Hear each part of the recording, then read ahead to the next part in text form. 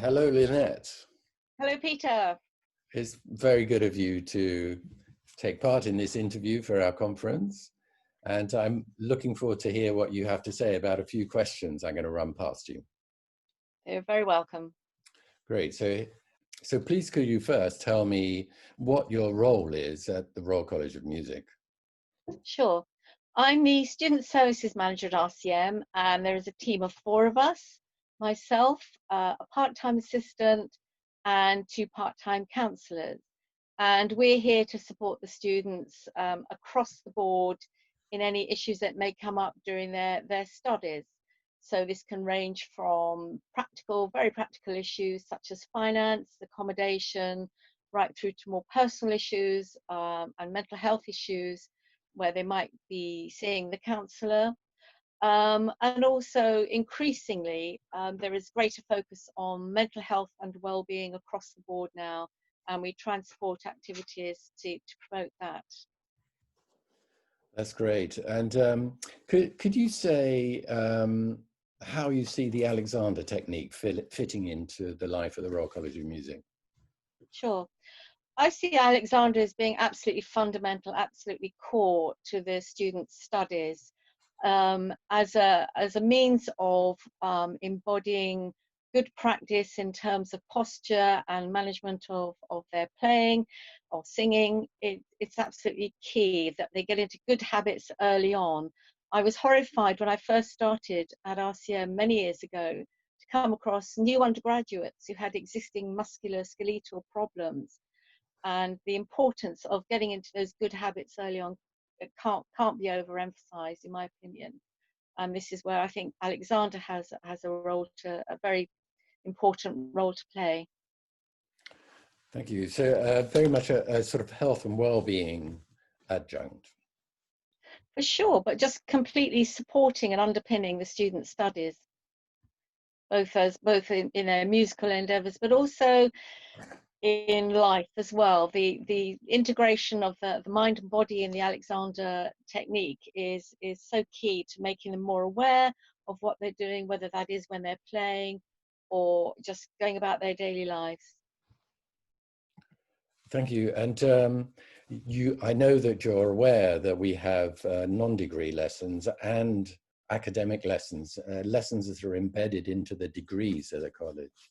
So could you just say a little bit about your awareness of the courses that we're running, which in fact run all through the undergraduate degree, all 4 years, and then there's a course available for postgraduates, isn't it? Sure. Well, certainly at the very beginning undergraduate level, it's a sort of an introduction to the principles of Alexander and putting it into action, understanding how the mind and body integrate. And then as that progresses, really becoming aware of what students are doing, of their intentions and focus when they're performing or in general moving about, and really how this then impacts on their practice, on their performance, right up to dealing with performance anxiety. And this is an issue that is really important for all our students. It is very common, whether it's spoken about or not spoken about, it is a huge issue. And it is something that really does help to address that with students, to give them the confidence to stand up on the stage and to give their best performance. Thank you. It's marvelous that you see it that way. You really do seem to understand what we've got to offer, which is great. If you could just maybe tell us the sort of health conditions that a student might present when you would consider sending them in our direction, because I know you've made use of BAPAM, and obviously there are other possibilities from a health point of view, but what sort of student what might be happening with a student when you send them in our direction?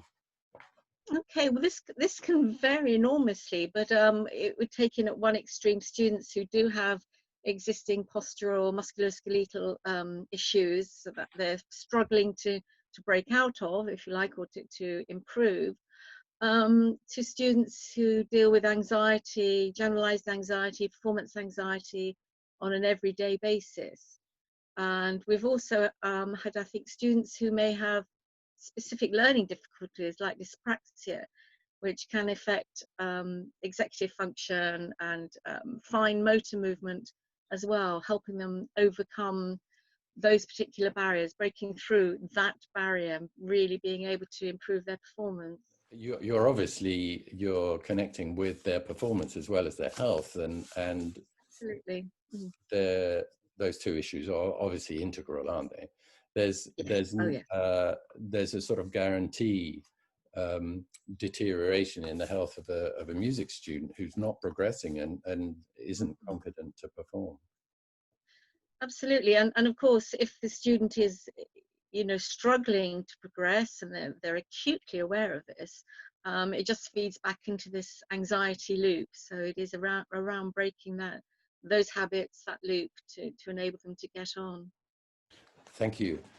And I understand you have a source of funding for this sort of extra Alexander. We have a budget in the Alexander department, but then you have a budget specifically for helping students with their health conditions. Could you just let us know where that money comes from? Sure.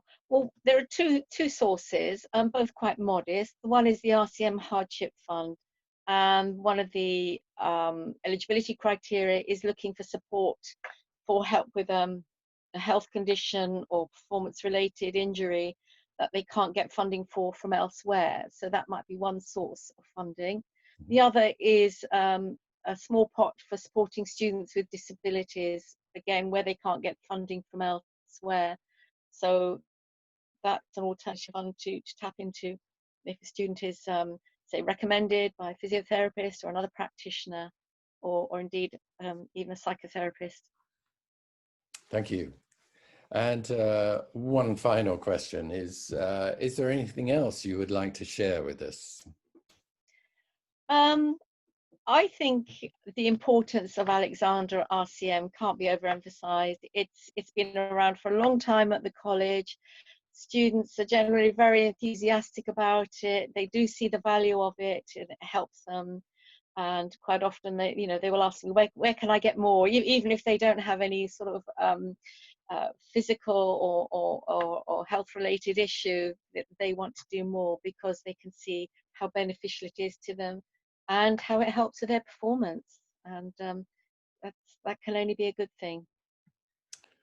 Thank you. I feel so fortunate to be working with a colleague at the Royal College of Music who seems to really understand the nuts and bolts of the technique and the value that it has for musicians, and particularly young, talented, developing musicians. So thank you very much, Lynnette, for this today. I'm sorry it couldn't be in person in front of a whole group of Alexander teachers, but that's the way of the world at the moment. So it certainly is. Well, thank you for asking me. It's been a pleasure. It's been a great pleasure talking to you. So all the best, and I'll see you at college. See you then. Bye-bye for now. Bye-bye.